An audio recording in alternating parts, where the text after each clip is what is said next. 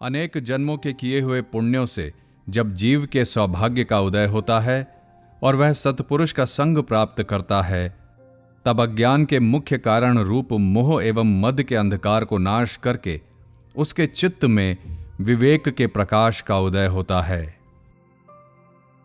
सृष्टि के प्रारंभ में ब्रह्मा जी ने जैसे ही रचना का प्रारंभ करना चाहा, उनके संकल्प करते ही उनसे 4 कुमार उत्पन्न हुए, सनक, सनंदन, सनातन एवं सनत कुमार। ब्रह्मा जी ने सहस्त्र दिव्य वर्षों तक तप करके हृदय में भगवान शेषशाही का दर्शन पाया था। भगवान ने ब्रह्मा जी को भागवत का मूल ज्ञान दिया था। इसके बाद ही ब्रह्मा जी मानसिक सृष्टि में लगे थे। ब्रह्मा जी का चित्त अत्यंत पवित्र एवं भगवान में लगा हुआ था। उस समय सृष्टिकर्ता के अंतःकरण में शुद्ध सत्व गुण ही था। फलतः उस समय जो 4 कुमार प्रकट हुए, वे शुद्ध सत्व गुण के स्वरूप हुए। उनमें रजोगुण तथा तमोगुण था ही नहीं। न तो उनमें प्रमाद, निद्रा, आलस्य आदि थे और न सृष्टि के कार्य में उनकी प्रवृत्ति थी। ब्रह्मा जी ने उन्हें सृष्टि करने को कहा तो उन्होंने सृष्टिकर्ता की यह आज्ञा स्वीकार नहीं की। विश्व में ज्ञान की परंपरा को बनाए रखने के लिए स्वयं भगवान ने ही इन 4 कुमारों के रूप में अवतार धारण किया था। कुमारों की जन्मजात रुचि भगवत नाम तथा गुण का कीर्तन करने के लिए, भगवान की लीलाओं का वर्णन करने एवं उन पावन लीलाओं को सुनने में थी।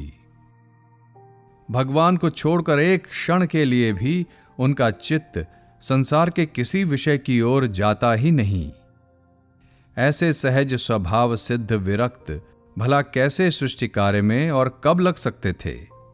उनके मुख से निरंतर हरि ही शरणम यह मंगलमय मंत्र निकलता रहता है। वाणी इसके जप से कभी विराम लेती ही नहीं। चित्त सदा श्री हरि में लगा रहता है। इसका फल है कि 4 कुमारों पर काल का कभी कोई प्रभाव नहीं पड़ता। वे सदा 5 वर्ष की अवस्था के ही बने रहते हैं। भूख प्यास, सर्दी गर्मी, निद्रा आलस्य, कोई भी माया का विकार उनको स्पर्श तक नहीं कर पाता।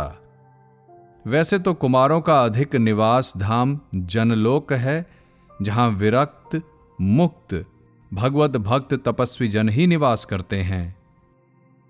उस लोक में सभी नित्य मुक्त हैं, परंतु वहां सब के सब भगवान के दिव्य गुण एवं मंगलमय चरित्र सुनने के लिए सदा उत्कंठित रहते हैं।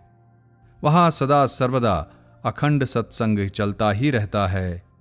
किसी को भी वक्ता बनाकर वहां के शेष लोग बड़ी श्रद्धा से उसकी सेवा करके नम्रतापूर्वक उससे भगवान का दिव्य चरित्र सुनते ही रहते हैं। परंतु सनकादि कुमारों का तो जीवन ही सत्संग है। वे तो सत्संग के बिना एक क्षण रह नहीं सकते।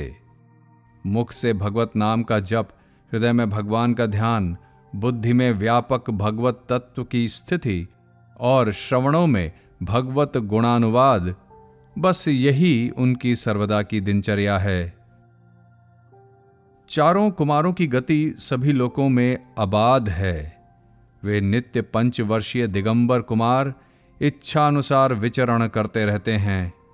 पाताल में भगवान शेष के समीप और कैलाश पर भगवान शंकर के समीप वे बहुत अधिक रहते हैं। भगवान शेष एवं शंकर जी के मुख से भगवान के गुण एवं चरित्र सुनते रहने में उनकी कभी तृप्ति ही नहीं होती। जनलोक में अपने में से ही किसी को वक्ता बनाकर भी वे श्रवण करते हैं। कभी कभी किसी परम अधिकारी भगवत भक्त पर कृपा करने के लिए वे पृथ्वी पर भी पधारते हैं। महाराज पृथु को उन्होंने ही तत्व ज्ञान का उपदेश किया।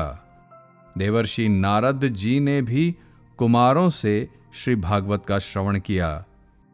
अन्य अनेक महाभाग कुमारों के दर्शन एवं उनके उपदेशामृत से कृतार्थ हुए हैं। भगवान विष्णु के द्वार रक्षक जय विजय कुमारों का अपमान करने के कारण वैकुंठ से भी च्युत हुए और 3 जन्मों तक उन्हें आसुरी योनि मिलती रही। सनकादि 4 कुमार भक्ति मार्ग के मुख्याचार्य हैं। सत्संग के वे मुख्य आराधक हैं। श्रवण में उनकी गाढ़तम निष्ठा है। ज्ञान, वैराग्य, नाम जप एवं भगवत चरित्र सुनने की अबाध उत्कंठा का आदर्श ही उनका स्वरूप है।